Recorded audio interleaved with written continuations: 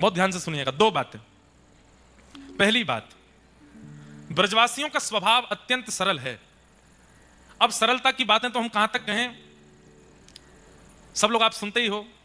ठाकुर जी ने नक पे गिरिराज जी उठा लिए तो ब्रजवासियों कह रहे हैं कोई टोटना टोटका सिक्का है लाला, इतना बड़ा पर्वत ऐसे ना उठा सके, टोटका ते उठाए हुआ है।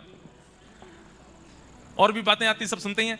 एक जगह आती है कि एक नाग के रूप में एक बहुत बड़ा राक्षस आया था, अघासुर।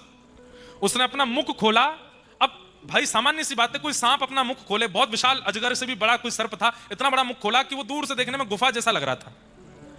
लेकिन एक सामान्य सी बात है, जब आप समीप जाते हैं तो आपको अनुभव तो हो ही जाता है ना, ये कोई गुफा वुफा तो नहीं है, ये कोई जीव होगा। ब्रजवासी उसके मुख में प्रवेश कर गए और उसकी जीव पर कूद रहे थे और ठाकुर जी से कह रहे लाला बहुत जोर की गुफा मिली है, गुदगुदी गुफा है। तो सीधे हैं ब्रजवासी, सरल हैं ब्रजवासी।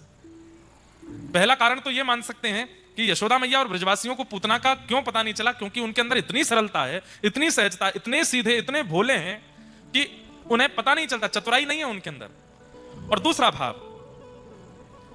भाव बहुत ध्यान से सुनिएगा। यशोदा मैया कौन है?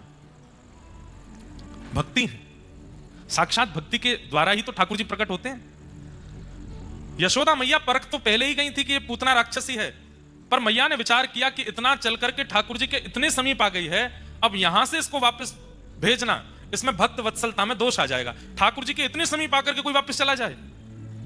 अब जब इतनी समीप आ गई है अपने किसी पुण्य के कारण या अपनी किसी योग्यता के कारण, तो अब ठाकुर जी को इसकी गोद में दे देना चाहिए, भले ही कितना भी दोष युक्त है, भले ही कैसी भी है।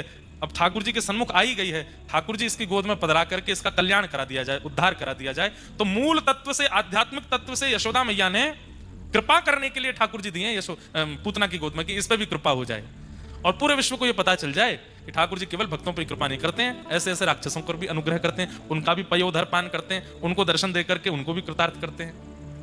तो यशोदा मैया जान तो गई है कि ये राक्षसी है, पर मन में विचार कर रही हैं श्री कृष्ण प्रकट हुए, 6 दिन के हैं अभी, इनका अधिकार केवल वैष्णव भक्तों को ना मिले, सबको प्राप्त हो। पूतना आई है, इसकी गोद में पधरा देती हैं ताकि इस पर भी अनुग्रह हो जाए, इस पर भी कृपा हो जाए।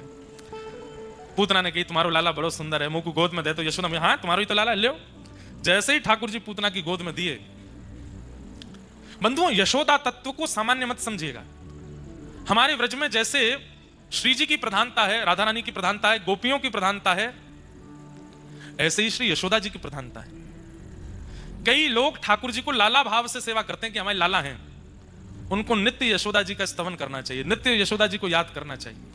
कई लोग श्री जी का गुणगान गाते हैं, कई लोग गोपियों को प्रणाम करते हैं, कई लोग यमुना जी को प्रणाम करते हैं, कई लोग रसिकों को प्रणाम करते हैं, पर जिनके चित्त में ठाकुर जी के प्रति लाला का भाव है, लोल्य भाव है, वो नित्य यशोदा जी को वंदन करो और यशोदा जी से नित्य प्रार्थना करके सोए करो, हे मैया आपके लाला की सेवा हम जैसी तैसी करें, आप कृपा करियो, आप हमारे चित्त में विराजमान है कि हमारे हाथन सो, हमारी वाणी सो, हमारे मन सो, वही प्रकट करवाइयो जैसे लाला को सुख मिले, हमसे कोई अन्य भावना प्रकट नहीं हो जाए।